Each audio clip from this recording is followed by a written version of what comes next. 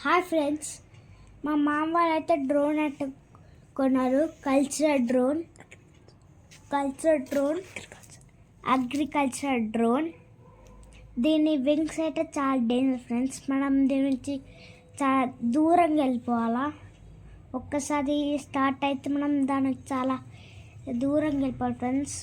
ఎందుకంటే దాని wings 300 స్పీడ్లోనే helicopter 300 స్పీడ్లో దాని వింగ్స్ అయితే తిరుగుతాయి ఫ్రెండ్స్.